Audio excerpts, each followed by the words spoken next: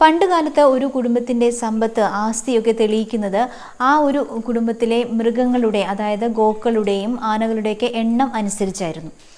പക്ഷെ പലപ്പോഴും ആ മൃഗങ്ങൾക്കും നല്ല ലക്ഷണമൊത്ത ഒരു മൃഗങ്ങളെ തന്നെയാണ് അവർ തിരഞ്ഞെടുത്തിരുന്നത്. ഇങ്ങനെ ലക്ഷണമൊത്ത മൃഗങ്ങളെ തിരഞ്ഞെടുക്കുവാനും ജ്യോതിഷികളെ പലരും ആശ്രയിച്ചിരുന്നു. ഈ ലക്ഷണങ്ങൾ എന്തൊക്കെയാണ്? നല്ലൊരു മൃഗങ്ങൾക്ക് വേണ്ട ലക്ഷണങ്ങൾ എന്തൊക്കെയാണ്? ഈ പുരാതന ജ്യോതിഷ ഗ്രന്ഥങ്ങളുടെ ഒന്നായ ബൃഹസംഹിത എന്ന ഗ്രന്ഥത്തിൽ ഇതിനെ പറ്റിയിട്ട് കുറച്ച് വിവരണങ്ങൾ ചെയ്തിട്ടുണ്ട്. ഓരോ മൃഗങ്ങളെ പറ്റിയിട്ടും പിന്നെ ജ്യോതിഷത്തിൽ അതിന് ശകുനാദികൾക്ക് ഈ മൃഗങ്ങളെ ഉപയോഗിച്ചിരുന്നു. പശുക്കളെ ശകുനഫലങ്ങൾ. അപ്പോൾ നമുക്ക് ഗ്രഹങ്ങളിൽ ഉള്ള ഫലങ്ങളുണ്ടെങ്കിലും ഈ ശകുനഫലങ്ങൾ അതിനെ നമ്മളെന്താ ഉപയോഗിക്കുക വെച്ചാൽ ആ ഗ്രഹങ്ങൾ കാണിച്ചു തന്ന ഫലത്തിനെ ശക്തിപ്പെടുത്താനാണ് ശകുനഫലം. അല്ല, ശകുനഫലം കൊണ്ട് മാത്രം അവിടെ ഫലം പൂർണ്ണമാവണില്ല. ഗ്രഹങ്ങളും നക്ഷത്രങ്ങളും നമ്മൾ കണ്ടെത്തിയ ഫലങ്ങളെ ശകുനഫലം കൂടി വരുമ്പോൾ അതിനെ ഒന്നുകൂടി ഉറപ്പിക്കുന്നു.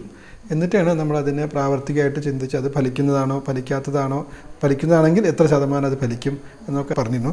ഗ്രാമ്യം, ആരണ്യം, ജലചരം, സ്ഥലചരം, പകലും രാത്രിയും സഞ്ചരിക്കുന്നത് എന്നിങ്ങനെ 8 തരത്തിൽ ഈ മൃഗപക്ഷികളെ നമ്മൾ തരംതിരിച്ചിട്ടുണ്ട് ഈ ശകുനാദികൾക്ക് വേണ്ടിയിട്ട്. കൂടാതെ പിന്നെ സ്ത്രീകൾ, പുരുഷന്മാർ എന്നിങ്ങനെയുള്ള 3 വിഭാഗങ്ങളുണ്ട്. ഈ പറഞ്ഞ 8 തരത്തിലും 3 തരത്തിലുമുള്ള വിഭാഗങ്ങൾ അവയുടെ ശബ്ദം കേട്ടും പിന്നെ ശരീര ലക്ഷണാദികൾ കൊണ്ടും തിരിച്ചറിയണമെന്നാണ് അന്ന് പറഞ്ഞു വെച്ചിട്ടുള്ളത്. അതിൽ പക്ഷികളുടെയും മൃഗങ്ങളുടെയും ഗ്രാമ്യം, ആരണ്യം തുടങ്ങിയ 8 വിഭാഗങ്ങളെ നിരീക്ഷിക്കുന്നതെന്നും അറിയണമെന്നാണ്. 8 പക്ഷികളും മൃഗങ്ങളും 8 വിഭാഗത്തിൽ അവരെ തിരിച്ചിട്ടുണ്ട് രാമനും.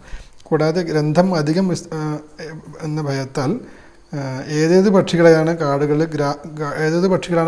സഞ്ചരിക്കുന്നതും ഏതേത് പക്ഷികളാണ് ഗ്രാമത്തിൽ സഞ്ചരിക്കുന്നതും പിന്നെ കാടുകളിലും ഗ്രാമങ്ങളിലും സഞ്ചരിക്കുന്ന മൃഗപക്ഷികളുണ്ട് അതിനെ വിഭജിക്കുന്നു. അതിനെ കണ്ടിട്ടാണ് അപ്പോൾ നമ്മൾ കാടുകളിൽ സഞ്ചരിക്കുന്ന മൃഗം യാദൃശ്ചികമായിട്ട് നമ്മുടെ മുമ്പിൽ വന്നാൽ ആ ഫലത്തിനെ നമ്മൾ യാദൃശ്ചികമായിട്ട് സ്വീകരിക്കും. ഒരു കാട്ടിലാണ് നമ്മൾ സഞ്ചരിക്കുന്ന സമയത്ത് ഗ്രാമത്തിൽ സഞ്ചരിക്കുന്ന ഒരു മൃഗത്തിനെ അവിടെ യാദൃശ്ചികമായിട്ട് കാണാനറിയാം. അപ്പോൾ അത് യാദൃശ്ചികമായി. അങ്ങനെ യാദൃശ്ചികമായിട്ട് കണ്ടതിനെ നമ്മൾ ശകുനായിട്ട് എടുക്കാറുള്ളൂ. സാധാരണ നിലയിൽ കണ്ടത് എല്ലാം ശകുനം എന്ന നിലയ്ക്ക് ജ്യോതിഷം അംഗീകരിക്കുന്നില്ല. യാദൃശ്ചികമായിട്ട് എന്താണോ ആ ദൈവത്തിൻ്റെ മുമ്പിൽ അപ്പോൾ കാണുന്നത് അതിനെയാണ് ശകുനായിട്ട് സ്വീകരിക്കുക. അതുകൊണ്ട് നല്ല ഫലങ്ങളും തിരഞ്ഞെടുത്തില്ല, ചീത്ത ഫലങ്ങളും തിരഞ്ഞെടുത്തില്ല. ചീത്ത ഫലങ്ങളാണെങ്കിൽ അവിടെ ആ ദോഷത്തിൻ്റെ കാഠിന്യവും അതിന് ചെയ്യേണ്ടതായ പരിഹാരങ്ങളും പറഞ്ഞു കൊടുക്കാറുണ്ട്. പലരും പറഞ്ഞു കേൾക്കുന്ന കാര്യമാണ് രാവിലെ ഗോക്കളെ കണി കണ്ടുണരുന്നത് വളരെയധികം ഒരു നല്ല ദിവസം നമ്മൾക്ക് പ്രദാനം ചെയ്യുന്നുവെന്ന്. ഇതിലൊക്കെ എന്തെങ്കിലും സത്യാവസ്ഥയുണ്ടോ? പിന്നെ നമ്മുടെ പുരാണങ്ങളിലും വൈദിക കാലഘട്ടത്തൊക്കെ പശുവിന് കാമധേനു എന്നാണ് പറയുക. അപ്പോൾ ആ കാമധേനുവിനെ എന്താ പറയുക, എല്ലാം തികഞ്ഞ ഒരു മൃഗങ്ങളിൽ ഇപ്പം നമ്മൾ എന്താ പറയുക, വൃക്ഷങ്ങൾ അരയാളിന് നമ്മൾ ഒരു കൂവളം ഇതൊക്കെ പുണ്യവൃക്ഷങ്ങളാണ്. അതുപോലെ മൃഗങ്ങളിൽ നമ്മൾ ഏറ്റവും വിശിഷ്ടമായിട്ട് ഭാരതീയർ വൈദിക കാലഘട്ടത്തിൽ പിന്നെ വളർത്തിയെന്നാണ് ഈ പശു. അതിനെ ഒരു ദൈവത്തിൻ്റെ ഒരു ഈശ്വരൻ്റെ ഒരു ആത്മാവിൻ്റെ ചൈതന്യം ആ പശുവിലുണ്ട് സങ്കല്പിച്ചിട്ട് അതിനെ പശുവിന് ഗോപൂജയൊക്കെ കേട്ടിട്ടുണ്ടോ? ആ ഗോപൂജയൊക്കെ ചെയ്യാറുണ്ട്. ആ പശുവിൻ്റെ എല്ലാം ഔഷധങ്ങളുമാണ്. പശുവിനെ ഒന്നും വർജിക്കാനില്ല. പാല്, ചാണകം എന്തായാലും നമ്മളതിന് ഔഷധ വീര്യം ഉണ്ടെന്ന് അത് പിന്നെ വൈദികമായിട്ട് കണ്ടെത്തിയിട്ടുള്ള കാര്യങ്ങൾ, തെളിവുള്ള കാര്യങ്ങളുമാണ്. എങ്കിൽ ആ പശുവിനെ നമ്മളൊരു വീട്ടിൽ ഐശ്വര്യമുള്ള മൃഗമായിട്ട് കണ്ടെത്തിയിട്ടുണ്ട്. ഇപ്പോൾ തമിഴ്നാട്ടിൽ ഞാൻ ചെറിയ വീടുകളിലൊക്കെ നമ്മുടെയൊക്കെ കേരളത്തിലെ വീടിൻ്റെ പിൻഭാഗത്താണ് തൊഴുത്ത്. പക്ഷേ തമിഴ്നാട്ടിൽ ചില ഭാഗങ്ങളൊക്കെ വീടിൻ്റെ മുൻഭാഗത്ത് പശുവിനെ അവർ ഐശ്വര്യമായിട്ട് വളർത്തുന്നത് ഞാൻ ധാരാളം വീടുകളിൽ കണ്ടിട്ടുണ്ട്. അപ്പോൾ അവർ ആ പശുവിനെ ഒരിക്കലും അവരുടെ വീട്ടിൽ ഒരു ഐശ്വര്യമായിട്ട് ആ പശുവിനെ കണ്ടിട്ടുണ്ട്. അത് ഏതോ കാലഘട്ടത്തിൽ ആ വേദികമായിട്ട് ആ പശുവിനെ അവർ ഒരു മൃഗങ്ങളിൽ ഒരു അവരൊരു വീട്ടിൽ ഇപ്പോൾ ഇന്നത്തെ കാലത്ത് നായക്കാണ് പ്രാധാന്യം മനുഷ്യന്മാർ കൊടുത്തത്. തിരിച്ച് ആ വേദകാലഘട്ടം പറയുന്നത് പശുവാണ് ആ വീട്ടിൽ എല്ലാവിധ ഐശ്വര്യം തരുന്നതും നമ്മുടെ അവിടെ അന്ധകാരത്തിനില്ലാതെയൊക്കെ എല്ലാ ദോഷങ്ങളൊക്കെ അകറ്റുന്ന ഒരു വിശ്വാസം പുരാണകാലം മുതൽ തന്നെ ഉണ്ട്. പഞ്ചാംഗം വായിക്കാറുണ്ട്, വാങ്ങിക്കാറുണ്ട്, അതിൽ അനുസരിച്ചൊക്കെ നമ്മൾ പ്രവർത്തിക്കാറുണ്ട്. പക്ഷേ പലപ്പോഴും ചിന്തിക്കുന്നൊരു കാര്യമാണ്, ഈ പഞ്ചാംഗം ഗണിക്കുന്നത് ആരാണ്, ഇതാരാണ് പുറത്തിറക്കുന്നത്? അതിനെപ്പറ്റി പറയുകയാണെങ്കിൽ ഒരു 15 വർഷം മുമ്പ് വരെ അച്ഛൻ്റെ കൂടെ ഞാൻ ഇരുന്നിട്ടുണ്ട്. 15 വർഷം മുമ്പ് ഇരുന്നിട്ടുണ്ട്. അതിനുശേഷം കുറച്ച് ഇന്നത്തെ കാൽക്കുലേറ്റർ വന്നു, കമ്പ്യൂട്ടർ വന്നു, എഫ്എംറീസ് തുടങ്ങിയ ഇതൊക്കെ വരാൻ തുടങ്ങി. പഞ്ചാംഗത്തിൽ അധികം പ്രയാസപ്പെട്ട് ചെയ്യേണ്ട ചില വിഷയങ്ങൾ ആ ഗ്രഹങ്ങളുടെ നിത്യസ്ഫുടങ്ങൾ ഗണിച്ചെടുക്കുക എന്നാണ്. അതിന് പുലിയൂർ പുരുഷോത്തമൻ നമ്പൂതിരിയുടെ ഗണിത നിർണ്ണയം എന്നൊരു ഗ്രന്ഥത്തിൽ എല്ലാ ഗ്രഹങ്ങളെയും ഗണിക്കാനുള്ളൊരു ഒരു വിവരണം തന്നിട്ട് ഏതൊക്കെ മാർഗ്ഗങ്ങൾ തന്നിട്ടുണ്ട്, ഏതൊക്കെ രീതിയിലാണ് ഗണിക്കേണ്ടത്. അതിന് കലിദിനം, ഇപ്പം എല്ലാ പഞ്ചാംഗം കലിവർഷം കലിദിനം കൊടുത്തിട്ടുണ്ടാവും. അപ്പോൾ 5000 വർഷങ്ങൾക്ക് മുമ്പ് ഉള്ള അവിടുന്ന് ഇങ്ങോട്ട് ആ 5000 വർഷങ്ങൾ മുമ്പ് ഗ്രഹങ്ങൾ ഏതൊക്കെ രാശികൾ നിന്നിരുന്നു, അവിടുന്ന് ഓരോ വർഷം വന്ന വ്യത്യാസങ്ങളെ കൂട്ടി ഓരോ വർഷം അത് എത്ര ഡിഗ്രി സഞ്ചരിക്കും. പിന്നത്തെ വർഷം ഇപ്പോൾ വ്യാഴം 12 വർഷം 12 വർഷം രാശി ചുറ്റി വരും. അത് ശനിക്കാണെന്ന് വെച്ചാൽ 19 വർഷം. അങ്ങനെ ഓരോ സൂര്യനാണെന്ന് വെച്ചാൽ ഒരു മാസം ഒരു രാശി സഞ്ചരിക്കും. അപ്പോൾ ഓരോ ഗ്രഹങ്ങൾക്കും അതിൻ്റെ വ്യത്യാസമുണ്ട്. അപ്പോൾ അതിന് ഒരു പ്രത്യേക പോയിന്റിൽ നിന്നാണ് അതിനെ ഗണിച്ച് തുടങ്ങുന്നത്. അങ്ങനെ ഓരോ വർഷത്തിൽ ഈ 365 ദിവസത്തെ നിത്യസ്ഫുടങ്ങൾ ഗണിക്കണം. അത് മുഴുവൻ അച്ഛൻ്റെ കാലഘട്ടത്തിലും അച്ഛൻ്റെ ഗുരുനാഥനും മുഴുവനെ കവടി വെച്ചിട്ടാണ് ചെയ്തിരുന്നത്. അന്ന് കാൽക്കുലേറ്റർ ഒന്നുമില്ല. എന്നാലും അന്ന് 40-50 വർഷം കവടി ഉപയോഗിച്ചിട്ടുണ്ടെങ്കിൽ എല്ലാ ഗ്രഹങ്ങളും ഗണിച്ചിരുന്നു. അപ്പോൾ ഒരു ദിവസത്തെ സ്ഫുടം ഗണിക്കണമെങ്കിൽ അന്ന് ഒരു 15 മിനിറ്റ് എടുത്തിരുന്നു. അങ്ങനെ 365 ദിവസം ഗണിച്ചിരുന്നു സ്ഫുടങ്ങൾ. ഈ 12 മാസം സ്ഫുടങ്ങൾ ഗണിച്ചതിന് അപ്പോൾ ഗ്രഹങ്ങളുടെ സ്ഥാനങ്ങളായി. അത് കഴിഞ്ഞ് 12 മാസത്തെ ഉദയം അസ്തമയം അത്രയായി കഴിഞ്ഞാൽ പിന്നെ ആ സമയത്ത് രാവിലെ ഉദിക്കുന്ന രാശി ഗണിച്ച് ആ രാശി എത്ര നാഴിക ഗണിച്ചു, അത് മൂന്നാമതായി. പിന്നീട് വരുന്നത് ഓരോ നക്ഷത്രങ്ങൾ. ഇപ്പോൾ അശ്വതി നക്ഷത്രം എത്ര നാഴിക ഉദയത്തിനുണ്ട്, ഉദയത്തിന് ശേഷം എത്ര നാഴിക കഴിഞ്ഞു പോയി, അത് ഗണിക്കണം. നക്ഷത്രം കഴിഞ്ഞ് രണ്ടാമത്തെ തിഥി ഗണിക്കണം. തിഥിയിൽ 2 ഗണിതം വരുന്നുണ്ട്. പകൽക്കരണം രാത്രികരണം. അപ്പോൾ അവിടെ 3 ഗണിതമായി. 5-ാമത്തെയാണ് യോഗം. ഇങ്ങനെ 5 യോഗങ്ങളെയും ഈ 12 മാസത്തെ ഗണിച്ചു, സ്ഫുടങ്ങൾ ഗണിച്ചു, 12 മാസം നിത്യസ്ഫുടങ്ങൾ ഗണിച്ചു. ഇത് തയ്യാറാക്കി അപ്പോഴാണ് പഞ്ചാംഗം ആയുള്ളൂ. ഇതിൽ നിന്നാണ് പിന്നെ ആ വർഷത്തെ മാസങ്ങളെ ഋതുക്കളൊക്കെ ഗണിച്ചുണ്ടാക്കിയിട്ട് എല്ലാം അന്ന് എന്താ പറയുക ഒരു 6 മാസത്തോളം ഗണിതത്തിന് വേണ്ടി ഉപയോഗിച്ചിരുന്നു. അത് എല്ലാവരും കൂടിയിരുന്നു ഓരോ ദിവസം എത്ര മണിക്കൂർ, 8 മണിക്കൂർ 10 മണിക്കൂറൊക്കെ ഉപയോഗിച്ചിരുന്നു തന്നെ. അതിനുശേഷം ഒരു 15 വർഷം വരെ ഇന്ത്യ ഗവൺമെൻറ്റും ഈ നാസ നിത്യഗ്രഹസ്ഫുടങ്ങൾ കമ്പ്യൂട്ടർ സഹായത്തോടെ 25 വർഷത്തെ 50 വർഷത്തൊക്കെ ഒന്നിച്ച് ഗണിച്ച് ഒരു ബുക്കാക്കി വെച്ചിട്ടുണ്ട്. അതിൽ ചിലത് 5 ദിവസം കൂടിയതുണ്ട്, 10 ദിവസം കൂടി. അപ്പോൾ അത് നമുക്ക് അതിനെ ഗതി കൊണ്ട് കുറച്ച് കഴിഞ്ഞാൽ എല്ലാ ദിവസവും കിട്ടും. അപ്പോൾ 5 ദിവസം കൂടുമ്പോൾ സൂര്യസ്ഫുടം കിട്ടും, പിന്നെ 5 ദിവസം കഴിഞ്ഞിട്ട് കിട്ടും, പിന്നെ 5 അങ്ങനെ നമുക്ക് 5 ദിവസം കൂടിയതുണ്ട്. ചിലത് 2 ആഴ്ച കൂടിയ സ്ഫുടങ്ങൾ കിട്ടാറുണ്ട്. പിന്നെ ഇപ്പോൾ സമീപകാലത്ത് BV രാമൻ മുതലായ മദ്രാസിലെ അസ്ട്രോണമറുണ്ട്. അവർ നിത്യസ്ഫുടങ്ങൾ തന്നെ ഗണിച്ച് നിരയനസ്ഫുടമാണ് നമ്മൾ ഉപയോഗിക്കുന്നത്. ഭാരതത്തിന് പുറത്തൊക്കെ സായനസ്ഫുടം എന്നും ഭാരതത്തിനകത്ത് നമ്മൾ നിരയനസ്ഫുടമാണ് ഫലപ്രദത്തിൽ ഉപയോഗിക്കുന്നത്. ആ സ്ഫുടങ്ങളിൽ നിന്നാണ് നമ്മൾ എല്ലാം പിന്നെ ഗണിച്ച് ഉണ്ടാക്കുന്നത്. അപ്പോൾ ഒരു 10 വർഷമായിട്ട് നമുക്ക് ഈ ആധുനികമായിട്ടുള്ള കമ്പ്യൂട്ടറൊക്കെ ഉപയോഗിച്ചിട്ടുള്ള നിത്യസ്ഫുടങ്ങൾ കിട്ടുന്നുണ്ട്. പിന്നെ നിത്യപഞ്ചാംഗം കുറേ ഗണിക്കുന്നുണ്ട്. എങ്കിലും അതിൽ ഒന്നും കൂടി പിന്നെ ഈ ഗണിച്ചതൊക്കെ നമ്മൾ കമ്പ്യൂട്ടറിൽ കണ്ടാലും അതിന് നമ്മൾ പിന്നെ ഒന്നിരുന്നിട്ട് ചിലപ്പോൾ തെറ്റ് വരാറുണ്ട്. ചില മാസം തിഥികളിലും കരണങ്ങളൊക്കെ തെറ്റ് സംഭവിക്കാറുണ്ട്. അതിന് നമ്മൾ ഒന്നും കൂടി ഒപ്പം ഇരുന്ന് ഗണിച്ച് അതിനെ ശുദ്ധീകരിച്ചതിന് ശേഷം ഇതിനാണ് പഞ്ചാംഗ രൂപമായിട്ട് ഇറക്കുന്നതും പ്രസിദ്ധീകരിക്കുന്നതും. ജ്യോതിഷ പണ്ഡിതൻ ജ്യോതിഷരത്നം ശ്രീ ചെത്തല്ലൂർ വിജയകുമാർ ഗണിച്ച 1188 ഭാരത പഞ്ചാംഗം പുറത്തിറങ്ങി. ഒരു വർഷത്തെ ഗ്രഹസ്ഫുടം, നിത്യപഞ്ചാംഗം, കൂറുഫലങ്ങൾ, മുഹൂർത്തങ്ങൾ, നല്ല ദിവസങ്ങൾ, ഉത്സവങ്ങൾ, വിശേഷ ദിവസങ്ങൾ, പിറന്നാൾ, ശ്രാദ്ധം തുടങ്ങിയ മറ്റനേകം ജ്യോതിഷ വിഷയങ്ങൾ ഉൾക്കൊണ്ടത് കേരളത്തിലെ എല്ലാ പ്രധാന പുസ്തക ശാഖകളിലും ലഭിക്കുന്നു.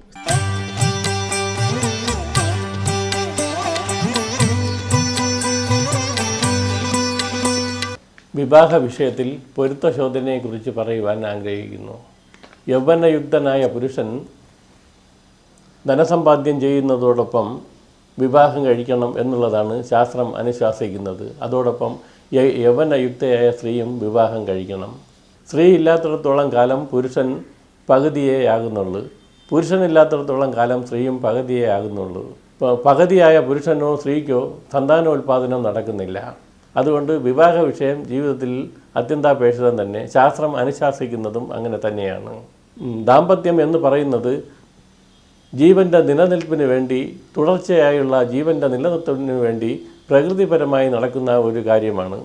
സ്ത്രീയും പുരുഷനും വിവാഹം കഴിക്കുന്നതോടൊപ്പം അവർക്ക് പൂർണ്ണത കൈവരുന്നു. ഗൃഹസ്ഥാശ്രമത്തിന് വിവാഹം കഴിക്കുന്നവർക്കേ അനുവാദമുള്ളൂ, വിവാഹം കഴിച്ച് ജീവിക്കുന്നവർക്ക് ഗൃഹസ്ഥാശ്രമം അനുവാദമുള്ളൂ എന്നും ശാസ്ത്രം പറയുന്നു. യൗവനയുക്തരായാലും വിവാഹം കഴിക്കാതെ ജീവിക്കുന്നവരെ ഒറ്റ ചിറകുള്ള പക്ഷി അല്ലെങ്കിൽ ഒറ്റ ചക്രമുള്ള വണ്ടി എന്നൊക്കെ വിശേഷിപ്പിക്കാറുണ്ട്. 2 ചിറകിൽ പറക്കണമെങ്കിൽ അവർക്ക് വിവാഹം കഴിച്ചേ മതിയാവൂ എന്നുള്ളതാണ്. പത്നി പരിഗ്രഹം കൊണ്ട് ധർമ്മമെന്ന പുരുഷാർത്ഥവും അതിലൂടെ അർത്ഥവും അതിലൂടെ കാമവും കൈവരുന്നു. ത്രിവിധ പുരുഷാർത്ഥങ്ങൾക്കും കാരണഭൂതമായിരിക്കുന്നത് പത്നിയാണ്. പൊരുത്തം എന്ന വാക്കിൻ്റെ അർത്ഥം യോജിപ്പ് എന്നാണ്. സംസ്കൃതത്തിൽ ഇതിന് മേലാപനം എന്നും ഇംഗ്ലീഷിൽ മാച്ചിങ് എന്നും പറയുന്നു. ജാതക ദൃഷ്ടിയാൽ സ്ത്രീ പുരുഷ ജാതകങ്ങൾ തമ്മിൽ യോജിപ്പുണ്ടോ, ഇവർക്ക് വിവാഹം കഴിക്കാൻ യോഗമുണ്ടോ, ഇവർക്ക് സന്തോഷപ്രദമായ ജീവിതം കൈവരിക്കാൻ കഴിയുമോ, കാലാന്തരത്തിൽ ക്ലേശാനുഭവങ്ങൾ ഉണ്ടാകുമോ, ഇങ്ങനെയുള്ള കാര്യങ്ങൾ പ്രതിപാദിക്കുന്നതാണ് പൊരുത്തശോധന കൊണ്ട് നാം കാണുന്നത്. ഇതിൻ്റെ അടിസ്ഥാനത്തിൽ സ്ത്രീയുടെയും പുരുഷൻ്റെയും ജാതകങ്ങളിലെ ലഗ്നരാശി നക്ഷത്രങ്ങളെ അവലംബമാക്കി അല്ലെങ്കിൽ അടിസ്ഥാനമാക്കി ഇവർക്ക് തങ്ങളിൽ വിവാഹം കഴിക്കാൻ യോഗമുണ്ടോ എന്ന് ബോധ്യം വരുത്തിയതിന് ശേഷം നടക്കുന്ന വിവാഹങ്ങൾക്ക് കൂടുതൽ ഫലപ്രാധാന്യവും ജീവിത പുരോഗതിയും ഉള്ളതായി നമ്മൾ വിലയിരുത്താറുണ്ട്. ചിലരുടെ ഇടയിൽ പൊരുത്തശോധന കൊണ്ട് പ്രയോജനമില്ല എന്നും ഇതിൽ വിശ്വാസ്യത കുറവാണെന്നും പറഞ്ഞ് കേൾക്കാറുണ്ട്. ഈ വക കാര്യങ്ങളിൽ ജ്യോത്സ്യർ ചെയ്യുന്ന ചില പ്രശ്നങ്ങൾ കൊണ്ടാണ് ഇതിന് ഫലപ്രാധാന്യം കുറഞ്ഞു പോകുന്നത്. വെറും പാപസാമ്യമായിട്ടും നക്ഷത്രപ്പൊരുത്തം നോക്കലുമായി മാറിയിരിക്കുകയാണ് ഇന്ന് പൊരുത്തശോധന. അതുമാത്രമല്ല, ഒരു ജാതകം സ്ത്രീ പുരുഷ ജാതകങ്ങൾ കയ്യിൽ കിട്ടിയാൽ നമ്മൾ അതിൽ യോഗങ്ങളുണ്ടോ, അവർക്ക് ഏഴാം മഠം ഭർത്തൃസ്ഥാനം അല്ലെങ്കിൽ ഭാര്യാസ്ഥാന പുഷ്ടി, ധനസ്ഥാന പുഷ്ടി, അല്ലെങ്കിൽ അവരുടെ ദാമ്പത്യം എങ്ങനെ പോകുമെന്നും ഭാഗ്യാനുഭവങ്ങൾ ജീവിതത്തിൽ ഉണ്ടാകുമോ, കർമ്മസ്ഥാന പുഷ്ടിയുണ്ടോ, ജീവിത പുരോഗതി കൈവരിക്കാൻ കഴിയുമോ എന്നൊക്കെയുള്ള സ്ഥിതിഗതികൾ നമ്മൾ ശരിക്കും മനസ്സിലാക്കി അതിൻ്റെ അടിസ്ഥാനത്തിൽ സ്ത്രീ പുരുഷ പൊരുത്തങ്ങൾ നോക്കി കൂടി നമ്മൾ പൊരുത്തശോധന നടത്തുന്നത് വളരെ നന്നായിരിക്കും.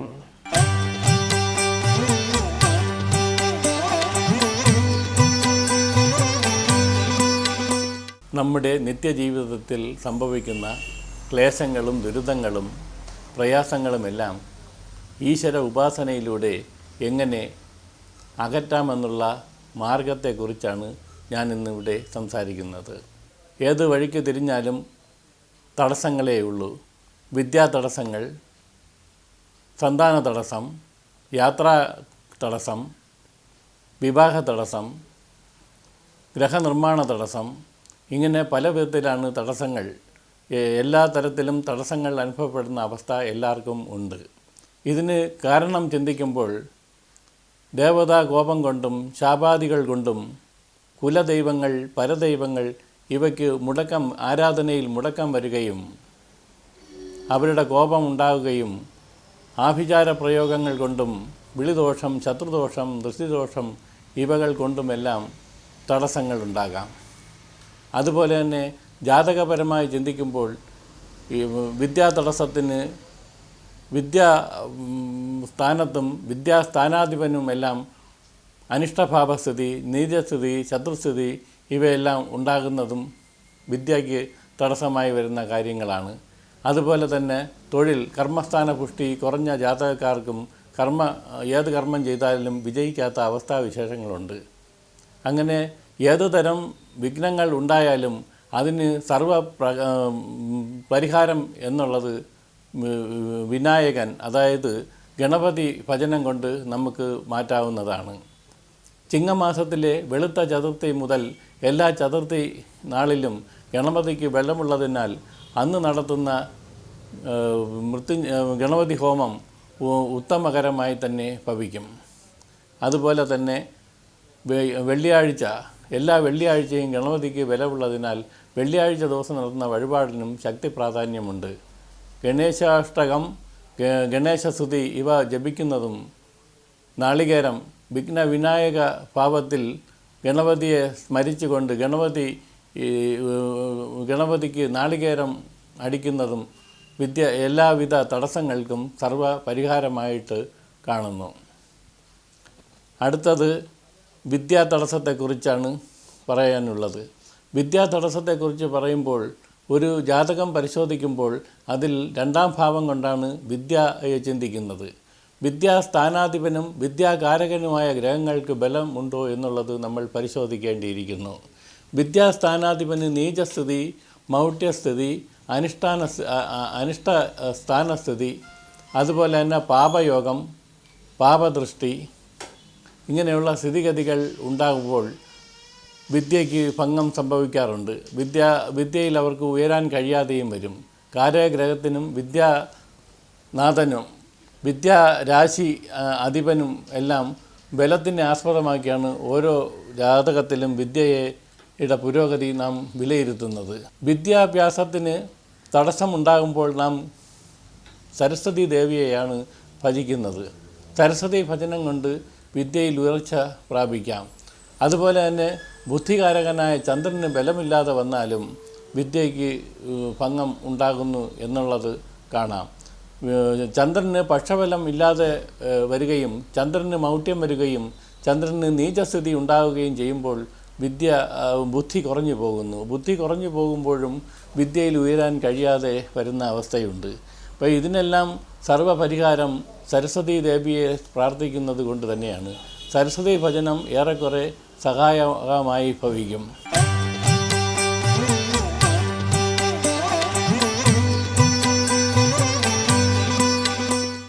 ഒരു 35 വയസ്സുകാരനായ ഒരു ചെറുപ്പക്കാരൻ എൻ്റെ അടുത്ത് ജാതകം നോക്കാൻ വന്നു. അദ്ദേഹം പറഞ്ഞു, ഞാൻ എൻ്റെ 26-ാമത്തെ വയസ്സിൽ ഞാൻ വിവാഹം കഴിച്ചു. എല്ലാ ജ്യോതിഷികളും 10ൽ എത്രയോ പൊരുത്തങ്ങളുണ്ട് എന്ന് പറഞ്ഞാണ് ഞാൻ വിവാഹം കഴിച്ചത്. പക്ഷെ ഞങ്ങളുടെ വിവാഹത്തിൻ്റെ മധുരകരമായ നിമിഷങ്ങൾ വെറും 6 മാസം മാത്രമായിരുന്നു. സംശയത്തിൽ തുടങ്ങി സ്വന്തം